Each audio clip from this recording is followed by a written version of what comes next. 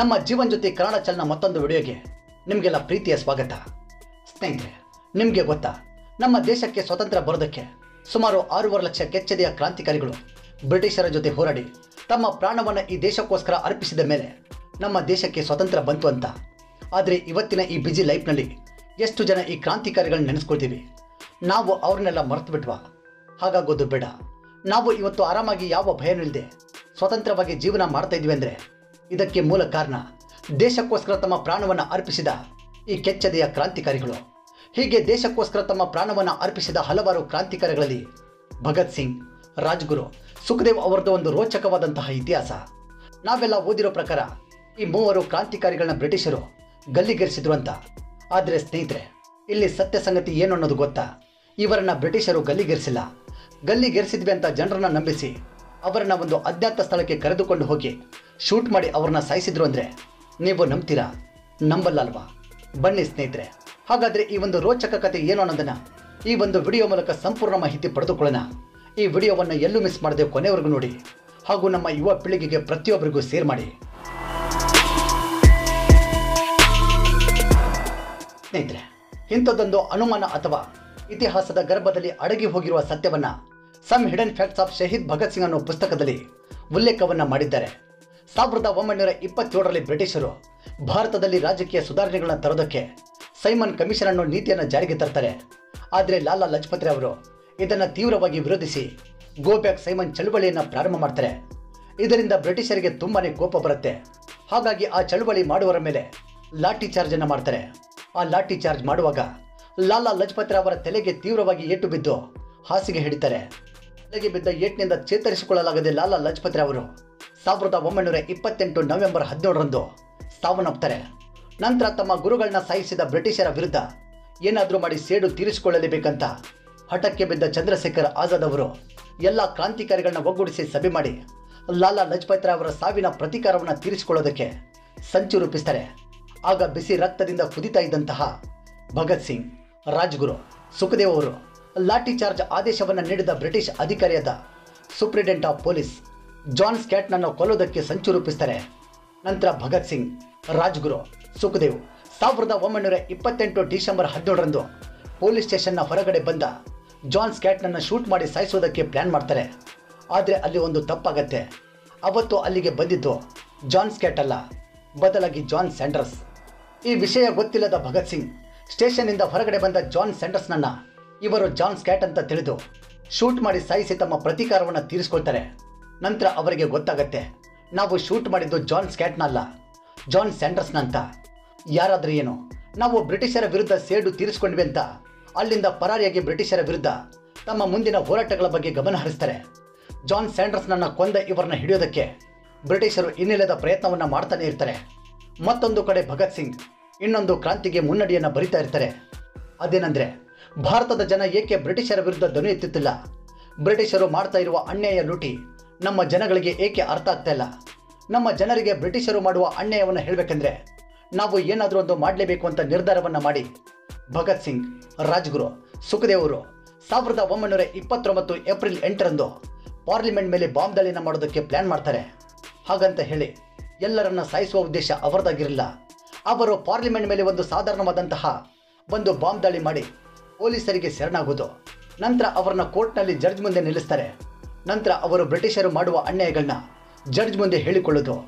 ನಂತರ ಈ ವಿಷಯವನ್ನು ನ್ಯೂಸ್ ಪೇಪರ್ನವರು ತಮ್ಮ ಪತ್ರಿಕೆಗಳಲ್ಲಿ, ರೇಡಿಯೋಗಳಲ್ಲಿ ಅನೌನ್ಸ್ ಮಾಡ್ತಾರೆ. ಇದರಿಂದಾಗಿ ಅವರು ಮಾಡೋ ಕೆಲಸಕ್ಕೆ ಇನ್ನೂ ಹೆಚ್ಚು ಜನ ಪ್ರೇರೇಪಿತರಾಗಿ ನಮ್ಮ ಜೊತೆ ಕೈ ಜೋಡಿಸ್ತಾರೆ ಅನ್ನೋದು ಅವರ ಪ್ಲಾನ್ ಆಗಿತ್ತು. ಸ್ನೇಹಿತರೆ, ಒಂದು ಕ್ಷಣ ಯೋಚನೆ ಮಾಡಿ. ಈಗಾಗಲೇ ಇವರ ಮೇಲೆ ಜಾನ್ ಸ್ಯಾಂಡರ್ಸ್ನನ್ನು ಕೊಲೆ ಮಾಡಿರುವ ಆರೋಪ ಇರುತ್ತೆ. ಮತ್ತೊಂದು ಕಡೆ ಪಾರ್ಲಿಮೆಂಟ್ ಮೇಲೆ ಬಾಂಬ್ ಹಾಕೋದಕ್ಕೆ ತಯಾರಿ ಮಾಡ್ತಾರೆ. ಬ್ರಿಟಿಷರ ಕೈಗೆ ಸಿಕ್ಕರೆ ನಮಗೆ ಸಾವು ಖಚಿತ ಅಂತ ಗೊತ್ತಿದ್ರೂ ಕೂಡ ಇವರು ಈ ಒಂದು ದುಸ್ಸಾಹಸಕ್ಕೆ ಕೈ ಹಾಕ್ತಾರೆ. ಅಂದರೆ ನಾವು ಅವರ ಧೈರ್ಯವನ್ನು ಮೆಚ್ಚಲೇಬೇಕು.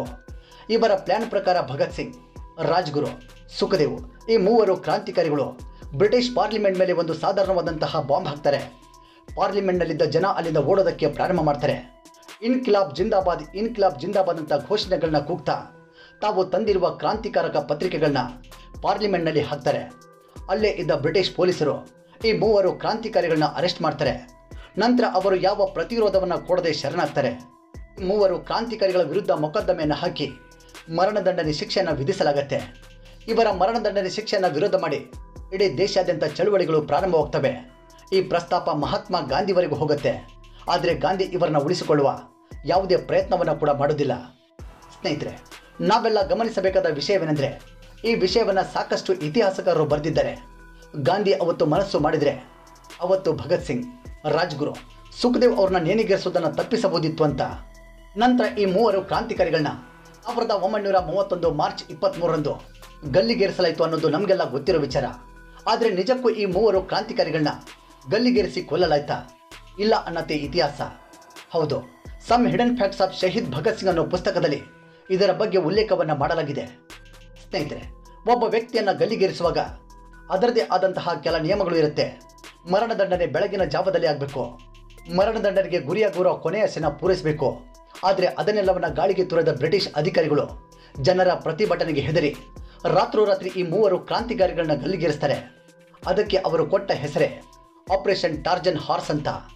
ಸ್ನೇಹಿತರೆ, ಗಲ್ಲಿಗೇರಿಸಿದ್ದು ಕೇವಲ ಭಗತ್ ಸಿಂಗ್, ರಾಜ್ಗುರು, ಸುಖದೇವ್ ಅವರ ಕುತ್ತಿಗೆ ಮೊಳೆ ಮುರಿದು ಪ್ರಜ್ಞೆ ತಪ್ಪಲಿನ ಉದ್ದೇಶಕ್ಕೆ ಮಾತ್ರ ಆಗಿರುತ್ತೆ, ಹೊರತು ಅವರನ್ನ ಸಾಯಿಸೋದಕ್ಕಾಗಿರಲ್ಲ. ಯಾಕೆ ಗೊತ್ತಾ? ಜಾನ್ ಸ್ಯಾಂಡರ್ಸ್ನನ್ನ ಇದೇ ಮೂವರು ಕ್ರಾಂತಿಕಾರಿಗಳು ಕೊಂದು ಬೀಸಾಡಿದರಲ್ವಾ, ಅದಕ್ಕೆ ಅವರ ಸಂಬಂಧಿಕರಿಗೆ ಈ ಮೂವರು ಕ್ರಾಂತಿಕಾರಿಗಳ ಮೇಲೆ ಕೆಂಡದಂತ ಕೋಪವಿತ್ತು. ಈ ಮೂವರು ಕ್ರಾಂತಿಕಾರಿಗಳನ್ನ ಶೂಟ್ ಮಾಡಿ ಸಾಯಿಸೋದಕ್ಕೆ ಜಾನ್ ಸ್ಯಾಂಡರ್ಸ್ ಸಂಬಂಧಿಕರು ಪ್ಲಾನ್ ಮಾಡಿದ್ರು. ಅವರ ಪ್ಲಾನ್ನಂತೆ ಭಗತ್ ಸಿಂಗ್, ರಾಜ್ಗುರು, ಸುಖದೇವ್ ಅವರ ಕುತ್ತಿಗೆ ಮೊಳೆ ಮುರಿದು ಪ್ರಜ್ಞೆ ತಪ್ಪವರಿಗೆ ಅವರನ್ನ ನೇಣುಗಂಬಕ್ಕೆ ಏರಿಸಲಾಗಿತ್ತು. ಇನ್ನು ಜೀವಂತವಿದ್ದ ಈ ಮೂವರು ಕ್ರಾಂತಿಕಾರಿಗಳನ್ನ ನೇಣುಗಂಬದಿಂದ ಕೆಳಗಿಳಿಸಿ ರಾತ್ರೋರಾತ್ರಿ ಮರದ ತುಂಡುಗಳನ್ನ ತುಂಬಿದ ಲಾರಿಯಲ್ಲಿ ಹಾಕೊಂಡು ಲಾಹೋರ್ನ ಕಂಟೋನ್ಮೆಂಟ್ನ ಒಂದು ರಹಸ್ಯ ಸ್ಥಳಕ್ಕೆ ಕರೆದುಕೊಂಡು ಹೋಗ್ತಾರೆ. ನಂತರ ಈ ಮೂವರಲ್ಲಿ ಭಗತ್ ಸಿಂಗ್ ಅವರನ್ನ ಪ್ರಜ್ಞೆ ಬಂದಿದ್ದನ್ನು ನೋಡಿ ಪಂಜಾಬ್ನ ಗವರ್ನರ್ ಆಗಿದ್ದ ಸ್ಯಾಂಡರ್ಸ್ ಮಾಮ ಡೆತ್ ಸ್ಕ್ವಾಡ್ ಮೂಲಕ ಭಗತ್ ಸಿಂಗ್ ಅವರ ತಲೆಗೆ ಹಾಗೂ ಎದೆಗೆ ಗುಂಡಿಟ್ಟು ಶೂಟ್ ಮಾಡಿ ಸಾಯಿಸ್ತಾನೆ. ನಂತರ ರಾಜ್ಗುರು, ಸುಖದೇವ್ ಅವರನ್ನ ಕೂಡ ಅದೇ ರೀತಿ ಶೂಟ್ ಮಾಡಿ ಸಾಯಿಸ್ತಾರೆ. ಪೋಸ್ಟ್ ಮಾರ್ಟಮ್ ಮಾಡಿದ್ರೆ ಸುದ್ದಿ ಹೊರಗಡೆ ಬಂದು ಜನ ದಂಗೆ ಎದ್ದಬಹುದಂತ ಜನರ ದಿಕ್ಕು ತಪ್ಪಿಸೋದಕ್ಕೆ ಹುಸ್ಮೇನಿಯಾ ಪ್ರದೇಶದಲ್ಲಿ ಈ ಮೂವರು ಕ್ರಾಂತಿಕಾರಿಗಳ ಅಂತ್ಯಕ್ರಿಯೆ ಮಾಡಿರೋ ಹಾಗೆ ಜನರನ್ನ ನಂಬಿಸ್ತಾರೆ. ಆದರೆ ಸತ್ಯ ಏನೆಂದರೆ, ಈ ಮೂವರು ಕ್ರಾಂತಿಕಾರಿಗಳ ಮೃತದೇಹವನ್ನು ರಾವಿ ಸಟ್ಲೇಜ್ ನದಿಯ ದಡದಲ್ಲಿ ಸುಡಲಾಗಿತ್ತು. ಈ ಸುದ್ದಿಯನ್ನು ತಿಳಿದ ಭಗತ್ ಸಿಂಗ್ ಸಹೋದರಿ ರಾವಿ ಸಟ್ಲೇಜ್ ನದಿಯ ದಡಕ್ಕೆ ಹೋಗಿ ಅರ್ಧಮರ್ಧ ಸುಟ್ಟಿದ ಶವವನ್ನು ನೋಡಿದಾಗ ಆಕೆಗೆ ಉದ್ದವಾದ ಕೈಮೊಳೆಗಳು ಸಿಗತ್ತೆ. ಈ ಮೂವರು ಕ್ರಾಂತಿಕಾರಿಗಳಲ್ಲಿ ಎತ್ತರವಾಗಿದ್ದವನು ನನ್ನ ತಮ್ಮ ಅಂತ ತಿಳಿದ ಭಗತ್ ಸಿಂಗ್ ಸಹೋದರಿ ಆ ಮೂಳೆ ಹಾಗೂ ಕಳೆಬರಹವನ್ನು ತೆಗೆದುಕೊಂಡು ಹೋಗಿ ಶಾಸ್ತ್ರೋಸ್ತ್ರವಾಗಿ ಅಂತ್ಯಕ್ರಿಯೆಯನ್ನು ಮಾಡ್ತಾರೆ. ಈ ಅಂತ್ಯಕ್ರಿಯೆಯಲ್ಲಿ ಸಾವಿರಾರು ಜನ ಭಾಗಿಯಾಗಿ ಭಗತ್ ಸಿಂಗ್, ರಾಜ್ಗುರು, ಸುಖದೇವ್ ಅವರನ್ನ ನೆನೆದು ಕಣ್ಣೀರಿಟ್ಟರು. ಆದರೆ ಈ ಸುದ್ದಿ ಮಾತ್ರ ಎಲ್ಲೂ ಹೊರಗಡೆ ಬರದೇ ಇರುವ ಹಾಗೆ ಬ್ರಿಟಿಷ್ ಅಧಿಕಾರಿಗಳು ನೋಡಿಕೊಳ್ತಾರೆ. ನಮ್ಮ ದೇಶಕ್ಕೆ ಸ್ವತಂತ್ರ ಸಿಕ್ಕ ನಂತರ ಕೂಡ ಈ ಸುದ್ದಿ ನಮಗೆ ತಿಳಿದೇ ಇಲ್ಲ. ಭಗತ್ ಸಿಂಗ್ ಕುರಿತಾದ ಮಾಹಿತಿಯನ್ನು some hidden facts of Shaheed Bhagat Singh ಅನ್ನೋ ಪುಸ್ತಕದಲ್ಲಿ ನೀವು ಕೂಡ ಓದಬಹುದು. ಈ ಪುಸ್ತಕದ ಲೇಖಕರು ದಲೀಪ್ ಸಿಂಗ್ ಅಲಹಾಬಾದಿ ಹಾಗೂ ಕುಲ್ವಂತ್ ಸಿಂಗ್. ಇವರಿಬ್ಬರು ಕೂಡ ಬ್ರಿಟಿಷ್ ಸರ್ಕಾರದಲ್ಲಿ ಕಾರ್ಯನಿರ್ವಹಿಸ್ತಾ ಇದ್ರು. ಈ ಪುಸ್ತಕವನ್ನು ಚಂಡೀಗಢನ ಯುನಿಸ್ಟಾರ್ ಬುಕ್ನವರು ಪಬ್ಲಿಷ್ ಮಾಡ್ತಾರೆ. ಸ್ನೇಹಿತರೆ, ಇಂತಹ ನಮಗೆ ಎಷ್ಟೋ ಗೊತ್ತಿರದ ನೈಜ ಘಟನೆಗಳು ಇತಿಹಾಸದ ಭೂಗರ್ಭದಲ್ಲಿ ಸೇರಿ ಅಡಗಿ ಹೋಗಿದೆ. ಆದರೆ ಒಂದಂತೂ ಸತ್ಯ, ನಾವು ಅನುಭವಿಸ್ತಾ ಇರುವ ಈ ಸ್ವಾತಂತ್ರ್ಯವನ್ನು ಎಷ್ಟೋ ದೇಶಭಕ್ತರು ತಮ್ಮ ರಕ್ತವನ್ನು ಹರಿಸಿ ತಮ್ಮ ಪ್ರಾಣವನ್ನು ಈ ಸ್ವಾತಂತ್ರ್ಯಕ್ಕಾಗಿ ಅರ್ಪಿಸಿದ ನಂತರ ಬಂದಿದೆ ಅನ್ನೋ ವಿಷಯವನ್ನು ನಾವು ಎಂದಿಗೂ ಮರೆಯಬಾರದು. ಸ್ನೇಹಿತರೆ, ಈ ವಿಡಿಯೋವನ್ನು ನಮ್ಮ ಯುವ ಪೀಳಿಗೆಗೆ ಪ್ರತಿಯೊಬ್ಬರಿಗೂ ಶೇರ್ ಮಾಡಿ ಹಾಗೂ ಇದೇ ತರಹ ಮುಂದಿನ ವಿಡಿಯೋಗಳಿಗಾಗಿ ನಮ್ಮ ಜೀವನ್ ಜ್ಯೋತಿ ಕನ್ನಡ ಚಾನೆಲ್ ಸಬ್ಸ್ಕ್ರೈಬ್ ಮಾಡಿ ಹಾಗೂ ಪಕ್ಕದಲ್ಲಿರೋ ಬೆಲ್ ಐಕಾನ್ ಪ್ರೆಸ್ ಮಾಡಿ. ಧನ್ಯವಾದಗಳು.